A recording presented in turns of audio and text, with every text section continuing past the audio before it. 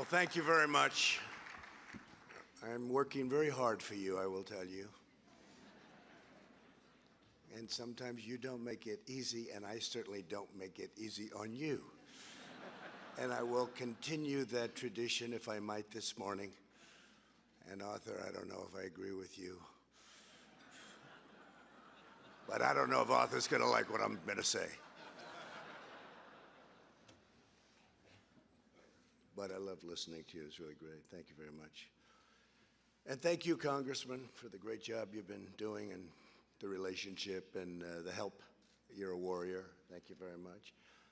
And Kevin, you're a warrior. Thank you. The job you've done is incredible. It wasn't supposed to be that way. A lot of extra work, unnecessary work. It's wonderful to be with the thousands of religious believers for the 68th Annual National Prayer Breakfast. I've been here from the first one, where I had the privilege of being asked. I've been with you for a long time before that. And we've made tremendous progress, tremendous progress. You know what we've done. I don't think anybody's done more than all of us together during this last 3 years. And it's been my honor. But this morning we come together as one nation, blessed to live in freedom and grateful to worship in peace. As everybody knows, my family, our great country, and your president have been put through a terrible ordeal by some very dishonest and corrupt people. They have done everything possible to destroy us, and by so doing, very badly hurt our nation. They know what they are doing is wrong, but they put themselves far ahead of our great country. Weeks ago and again yesterday, courageous Republican politicians and leaders had the wisdom, fortitude, and strength to do what everyone knows was right. I don't like people who use their faith as justification for doing what they know is wrong. Nor do I like people who say, I pray for you, when they know that that's not so. So many people have been hurt, and we can't let that go on. And I'll be discussing that a little bit later at the White House. We're joined today by two people whose faith inspires us all. Our amazing, wonderful friend, Vice President Mike Pence, and his wonderful wife, Karen. Thank you, Karen. Thank you to all of our great political leaders out there, so many that I've been working with so hard over the last 3 years, and we've accomplished so much. And to members of my cabinet in attendance, Secretary Mike Pompeo, Mark Esper, David Bernhardt, Jean Scalia, Alex Azar, Ben Carson, Dan Broilette, Betsy DeVos, Robert Wilkie, and Administrator Jovita Carranza. Joining us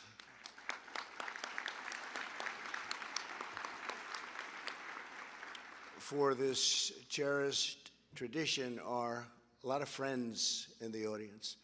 Many really have become friends. They are political leaders. They become great friends. That's all I get to meet anymore. That and the enemies and the allies, and we have them all. We have allies, we have enemies. Sometimes the allies are enemies, but we just don't know it. But we're changing all that. But thank you all, and thank you all for being here. I also want to welcome foreign dignitaries from more than 140 countries. That's something. Something.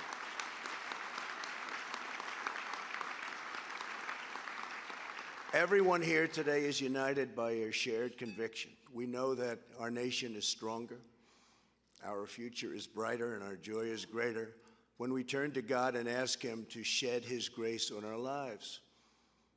On Tuesday, I addressed Congress on the State of the Union and the great American comeback. That's what it is.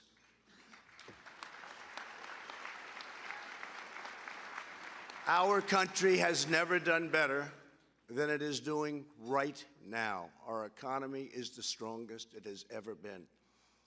And for those of you that are interested in stocks, it looks like the stock market will be way up again today. According to the latest Gallup poll that just came out a little while ago, a few minutes ago, American satisfaction is at the highest level ever recorded. Can you imagine? And that's from Gallup, no friend of mine. 90% of Americans say they are satisfied with their personal lives. How about that? Isn't that something? Just came out today. They must have known I was going to be here. In everything we do, we are creating a culture that protects freedom and that includes religious freedom.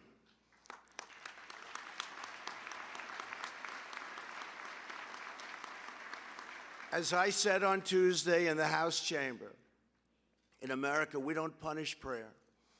We don't tear down crosses. We don't ban symbols of faith. We don't muzzle preachers. We don't muzzle pastors. In America, we celebrate faith. We cherish religion. We lift our voices in prayer. And we raise our sights to the glory of God.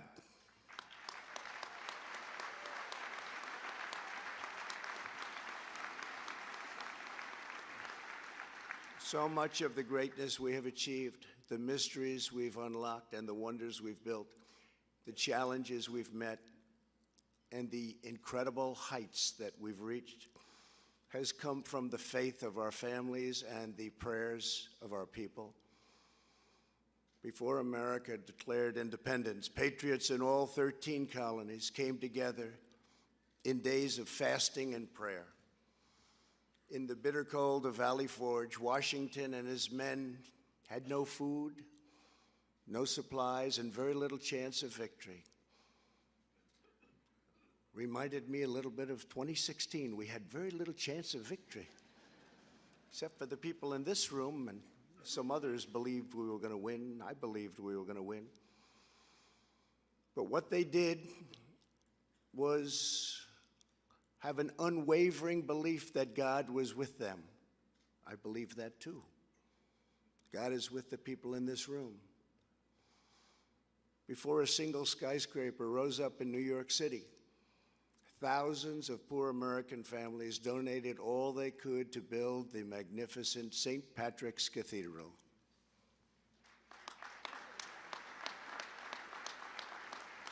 When Buzz Aldrin landed on the moon, he said, "Houston, I would like to request a few moments of silence." Then he read from the Bible.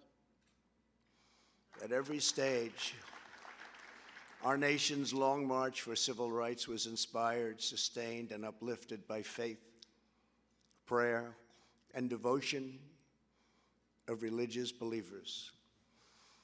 To protect faith communities, I have taken historic action to defend religious liberty, including the constitutional right to pray in public schools.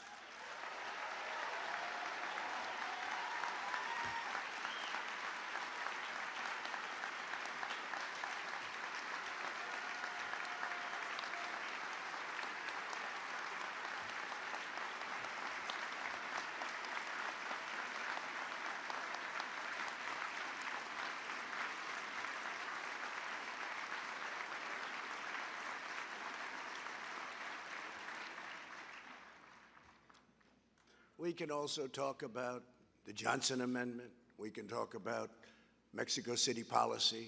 We've done a lot. But I also recently took executive action to stop taxpayer dollars from going to colleges and universities that spread the poison of anti-Semitism and bad things about Christianity.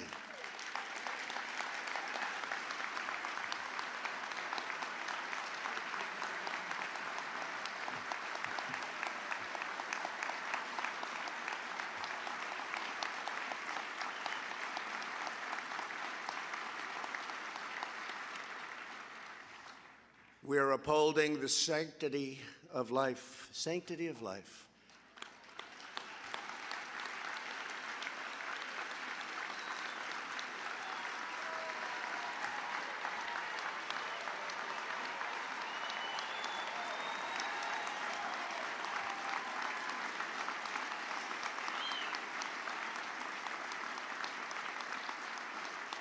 And we are doing that like nobody has ever done it before from this position.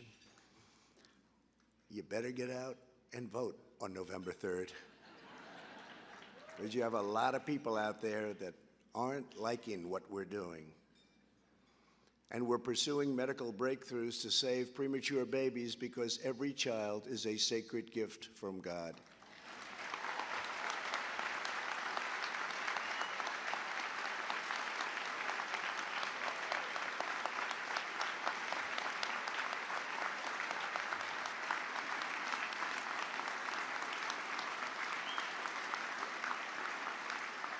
Together, we are building the world's most prosperous and inclusive society. We are lifting up citizens of every race, color, religion, and creed. We are bringing hope to forgotten communities, and more Americans are working today. 160 million, a little bit short, just a little bit. 160 million, we've never been even close than ever before. Think of it, more Americans are working today, almost 160 million than ever before. Our unemployment numbers are the best in the history of our country. A more specific number, and numbers that you hear me say if you listen: African American, Asian American, Hispanic American, the best unemployment numbers in the history of our country. Women, best in 71 years. Sorry, we'll have you there soon. Soon it will be historic. Have to apologize to the women. It's only 71 years. But the best unemployment numbers. We're doing things that nobody thought possible. We're setting records that nobody thought achievable. And to give former prisoners a second chance at life, which so many people in this room have worked on for so long. We passed criminal justice reform into law, and I signed it 9 months ago.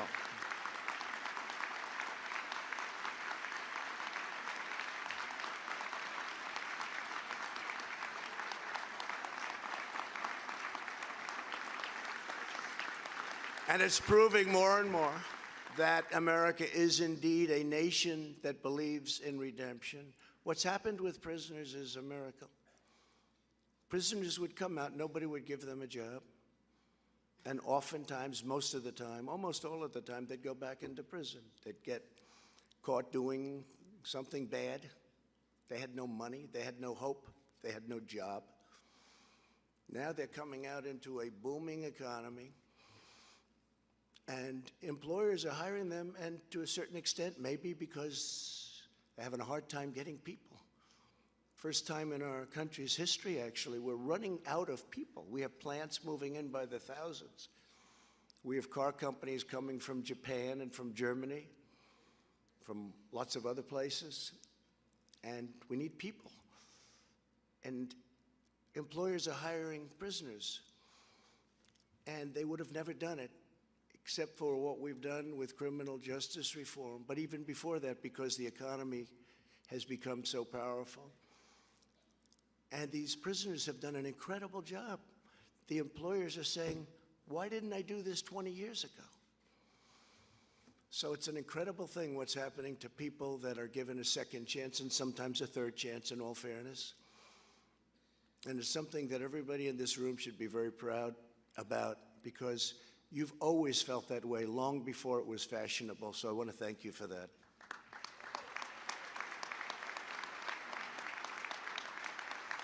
As we revive our economy, we are also renewing our national spirit. Today, we proudly proclaim that faith is alive and well and thriving in America, and we're going to keep it that way. Nobody will have it changed. It won't happen as long as I'm here. It will never, ever happen.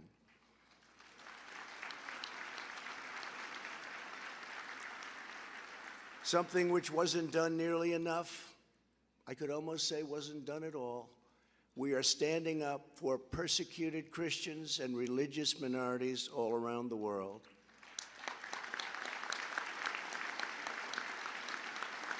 Like nobody has ever done. Last year at the United Nations, I was honored to be the first president to host a meeting of religious freedom.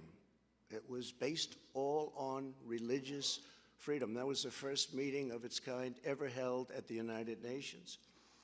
There I called upon all nations to combat the terrible injustice of religious persecution. And people listened. And countries that we give billions of dollars to, they listened because they had to listen. It's amazing how that works, isn't it? But nobody ever played that game before. Weeks ago, a 21-year-old woman who goes by the name of Mary was seized and imprisoned in Iran because she converted to Christianity and shared the gospel with others. In Venezuela, the dictator Maduro has arrested church leaders. At the State of the Union, I was honored to host the true and legitimate president of Venezuela, Juan Guaido. Good man. I told him that all Americans stand with the Venezuelan people in their righteous struggle for freedom. Yesterday, our administration launched the International Religious Freedom Alliance, the first ever alliance devoted to promoting religious liberty. It was something, really something. More than 25 countries have already joined our campaign. I want to thank Secretary of State Mike Pompeo, along with Ambassador Sam Brownback, who are both here this morning, for leading this historic initiative. Thank you very much. Thank you, Mike. Thank you. All of us here today reaffirm these timeless truths. Faith keeps us free. Prayer makes us strong. And God alone is the author of life and the giver of grace.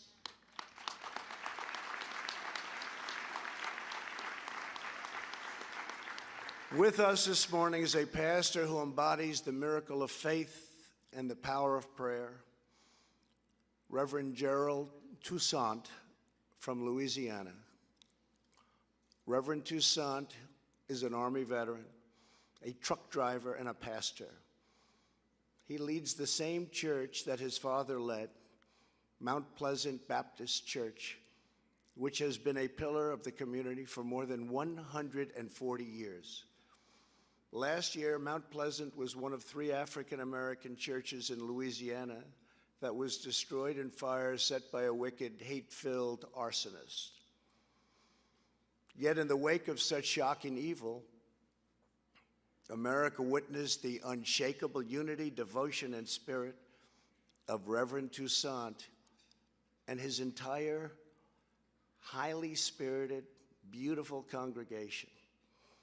Families quickly came together in prayer. Soon, people from all across Louisiana came to help any way they could. Americans in all 50 states and 20 different countries heard about it, and they donated more than $2 million to help rebuild Mount Pleasant and the other 2 churches that were there.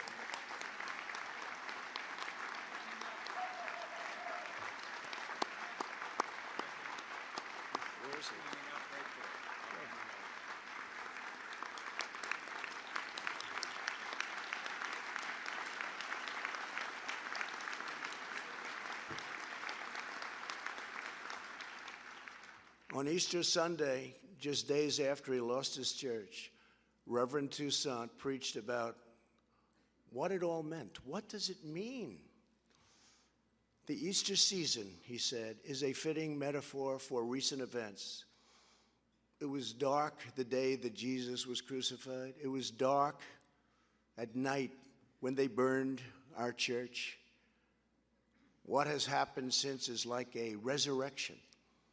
Old things are gone, but it's going to be a brand new start, and it's going to be better than ever, Reverend. Better than ever. Fantastic.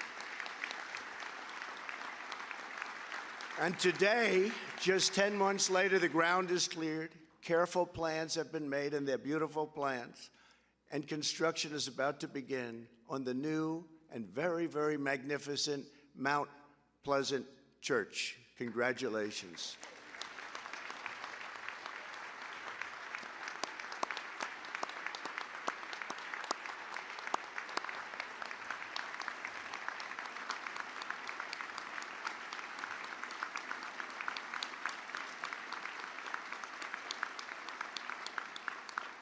You know, the Reverend says that we're rebuilding because that's what Jesus does. He rebuilds. He lives and he breathes. It's what he does. He wants it to be rebuilt. It was torn apart, but it's being rebuilt again, and I'll bet you it will indeed be bigger, better, and nicer than before. What do you think, Reverend? Yes? And it's going to have your mark on it. It did have, and now it have even great. And your father is looking down on you right now, and he's very, very proud of the job you've done. Thank you very much. Very much inspire us, Reverend. Thank you. Well, I want to just thank everybody. This has been very special. Tell your congregation that, and all of your people, that we have 350 million people in our country. They're proud Americans, and they respect what we're doing. Even those that you don't think so much like us, respect us, want to be with us, they're respecting our fight. And we are in a fight. Religion in this country and religion all over the world, certain religions in particular, are under siege. We won't let that happen. We are going to protect our religions. We are going to protect Christianity. We are going to protect our great ministers and pastors and rabbis and all of the people that we so cherish and that we so respect. America is eternally in the debt of our nation's African-American churches all throughout this country. That's why it's so fitting and so, is one of the reasons we chose this particular church in Louisiana. For generations, they've bravely fought for justice and lifted up the conscience of our nation, and we're grateful beyond any measure.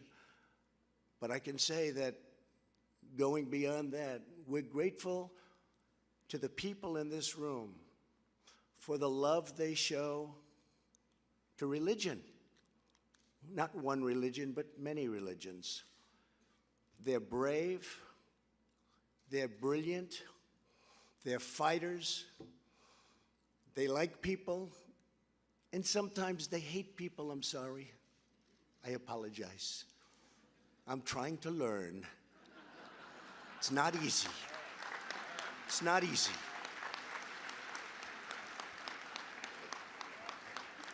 When they impeach you for nothing, then you're supposed to like them. It's not easy, folks. I do my best. But I'll tell you what we are doing. We're restoring hope and spreading faith. We're helping citizens of every background take part in the great rebuilding of our nation. We're declaring that America will always shine as a land of liberty and light unto all nations of the world. We want every nation to look up to us like they are right now. We were not a respected nation. Just a few years ago, we had lost our way. Our country is respected again by everybody. This morning, let us ask Father in heaven to guide our steps, protect our children, and bless our families. And with all of our heart, let us forever embrace the eternal truth that every child is made equal by the hand of Almighty God. Thank you, God bless you, and God bless America. Thank you all very much. Thank you. Thank you.